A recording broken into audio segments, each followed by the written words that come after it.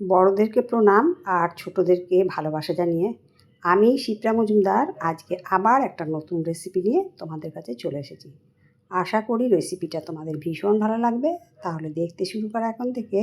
আজকে আমি তোমাদেরকে কি দেখাতে চলেছি দেখো বন্ধুরা, আমি এখানে 6খানা কচি দেখে কাঁকরোল নিয়ে নিয়েছি আর 2খানা পেঁয়াজ নিয়ে নিয়েছি।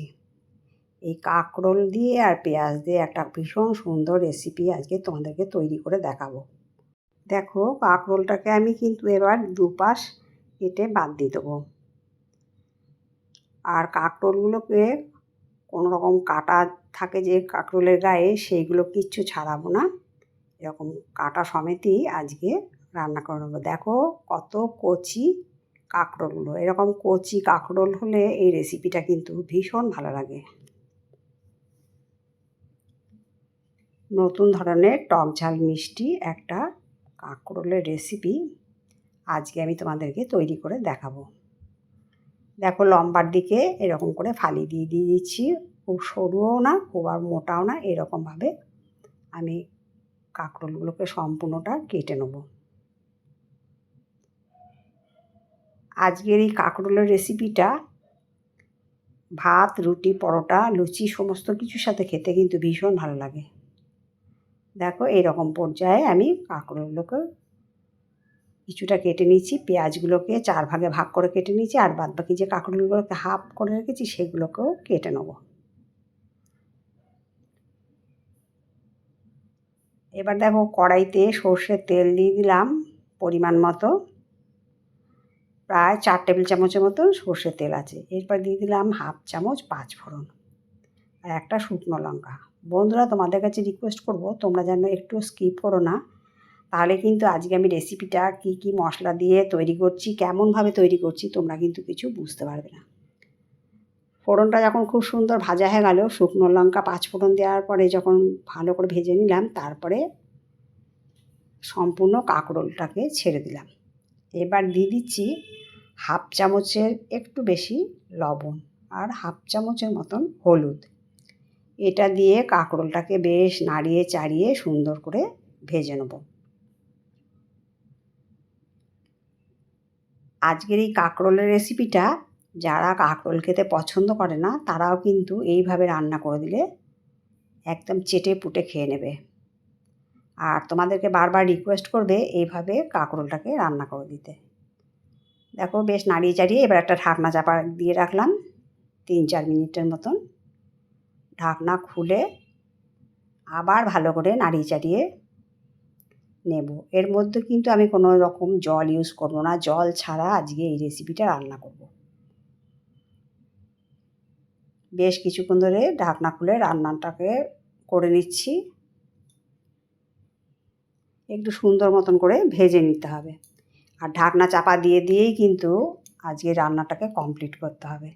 দেখো, আবার বেশ কিছুক্ষণের জন্য প্রায় 4-5 মিনিটের জন্য আমি ঢাকনা চাপা দিয়ে রেখেছিলাম। আবার ঢাকনাটাকে খুলে সুন্দর মতন করে আবার নাড়িয়ে চাড়িয়ে দিচ্ছি। কিছুক্ষণ পরই কিন্তু এই কাজটা করে নিতে হবে। আমি কিন্তু এর মধ্যে অন্য কোনো কিছু দিইনি, অন্য কিছু বলতে আলু দিইনি, শুধুমাত্র কাঁকরোল দিয়ে আজকে রেসিপিটা তৈরি করে দেখাচ্ছি।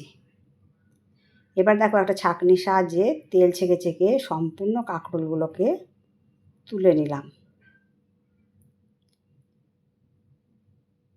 এরপরে দেখো, যে তেলটা বাঁচলো তার মধ্যে 4 ফালি করে রেখেছিলাম পেঁয়াজগুলোর সমস্ত পাল্পগুলো ছাড়িয়ে নিয়েছি।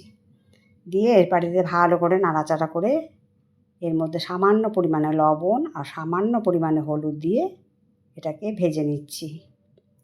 কেননা কাঁকরোল ভাজার সময় আমি একটু লবণ দিয়ে দিয়েছিলাম। পেঁয়াজগুলোকে একটু হালকা লালচে করে ভেজে নেব। খুব কড়া ভাজার দরকার নেই। ঠিক দেখো, এইরকম যেমন হলো তখন আমি ওই কাঁকরোলের বাটির মধ্যেই পেঁয়াজগুলোকে সাইড দিয়ে নামিয়ে নিলাম। তেল ছেঁকে পেঁয়াজগুলো সম্পূর্ণটা নামিয়ে নিতে হবে। এরকম করে পেঁয়াজ ঝাপগুলো যদি ভেজে নিই তাহলে বেশ মুখে পড়বে, মিষ্টি ভাল লাগবে। আর এদিকে দেখো, মিক্সিং জার নিয়ে নিয়েছি। মিক্সিং জারের মধ্যে একটা মাঝারি সাইজের টমেটোকে ডুমো ডুমো করে কেটে নিয়েছি। আর আদা নিয়ে নিলাম 1/2 ইঞ্চি, ওগুলোকে ছোটো ছোটো পিস করে কেটে নিয়েছি। আর একটুখানি রোস্টেড কাজু বাদাম দিয়ে দিলাম, আর 2টো কাঁচা পাকা লঙ্কা দিয়ে দিলাম। দিয়ে এটাকে একটু জল দিয়ে ভালো করে মিহি একটা পেস্ট করে নেবো। ঢাকনা চাপাটা দিয়ে দিলাম। এবার দেখো কত সুন্দর মিহি হয়ে গেছে। এরপরে যে তেলটা বাঁচলো সেই তেলের মধ্যে পুরো মশলাটাকে আমি দিয়ে দিলাম। আমি এই তেলের মধ্যে আর ফোড়ন দিলাম না, কেন আমি যখন কাঁকরোলটা ভেজেছিলাম তখন কিন্তু ফোড়ন দিয়েছিলাম, সেই জন্য আর ফোড়ন দেওয়ার প্রয়োজন নেই। যাই হোক, মশলাটাকে বেশ কিছুক্ষণ ধরে নাড়িয়ে চাড়িয়ে একটুখানি কষিয়ে নেবো। এরপর দেখো দিয়ে দিলাম 1 চামচের কম লবণ, 1/2 চামচের কম হলুদ, আর দিয়ে দিলাম ঝাল লঙ্কার গুঁড়ো ছোটো চামচের 1 চামচ, কেননা আমি মশলা করার সময় 2টো কাঁচা পাকা লঙ্কা দিয়েছিলাম। যে মশলাটা বেশ সুন্দর করে ভালো মতন কষিয়ে নিতে হবে। আর যখন আমি কাঁকরোল ভেজেছিলাম তখন আমি লবণ দিয়ে দিয়েছিলাম, যার জন্য এখন একবারেই লবণটা দিয়ে দিলাম। মশলাটা যখন বেশ খানিকটা কষে আসলো তারপরে আমি এর মধ্যে মিক্সিং জার ধোয়া জলটা দিয়ে দিলাম। ভালো মতন না কষালে কিন্তু মশলা থেকে কাঁচা গন্ধ আসবে, এই জন্য বেশ কিছুক্ষণ ধরে কষিয়ে নিতে হবে। এরপরে দেখো টক দই দিয়ে দিচ্ছি। এখানে প্রায় 3 চামচের মতন টক দই আমি এখানে দিয়ে দিয়েছি।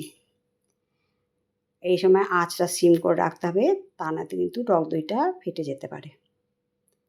বেশ কিছুক্ষণ ধরে টক দইটাকে এরকম করে নাড়িয়ে চাড়িয়ে সুন্দর করে কষিয়ে নিলাম।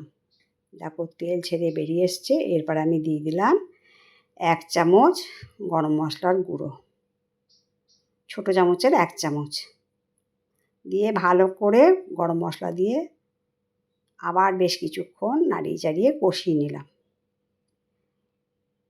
এরপরে আমি এর মধ্যে দিয়ে দিচ্ছি ভেজে রাখা পেঁয়াজ আর কাঁকরোলগুলো। আমি যেহেতু এর মধ্যে একটু জল দেবো না, এই মশলার সাথে মিশিয়ে ভালো করে ঢাকনা চাপা দিয়ে দিয়েই কিন্তু রান্নাটা পুরো কমপ্লিট করে নেব। তোমরা দেখতে থাকো, আশা করি তোমাদের আজকের রেসিপিটা ভীষণ ভালো লাগবে। আর যদি ভালো লাগে লাইক শেয়ার কমেন্ট আর সাবস্ক্রাইব করে আমার চ্যানেলের পাশে থেকো। আর যদি কোনো নতুন বন্ধু এসে থাকো অবশ্যই বেল বাটনটা অন করে দিও, তাহলে সমস্ত নোটিফিকেশান তোমাদের কাছে পৌঁছে যাবে। দেখো বেশ কিছুক্ষণ নাড়িয়ে চাড়িয়ে আমি এরপরে একটা ঢাকনা চাপা দিয়ে রাখলাম 3-4 মিনিটের মতো।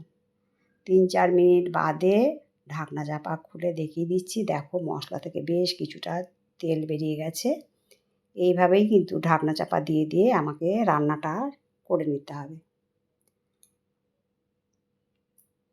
বন্ধুরা, যদি আজকে রেসিপিটা ভালো লাগে তবে অবশ্যই আর একবার তোমাদের কাছে রিকোয়েস্ট করলাম যে রান্না করে খেও। আশা করি তোমাদের বাড়ির সবাইকে খাওয়াবে যখন, তারা এই রেসিপিটা বারবার করে তৈরি করে দেওয়ার মানে তোমাদের কাছে রিকোয়েস্ট করবে। এরপর দিয়ে দিলাম স্বাদটাকে ব্যালেন্স করার জন্যে কিছুটা চিনি। তার আগে তোমাদেরকে কাঁকরোলটা কেটে দেখিয়ে দিয়েছিলাম, একদম সুন্দর সেদ্ধ হয়ে গেছে। এবার দেখো এরকম করে নাড়িয়ে চাড়িয়ে ভালো মতন করে ঢাকনা চাপা দিয়ে দিয়ে মাঝে মাঝে আমি এটাকে সুন্দর করে রান্না করে নেব।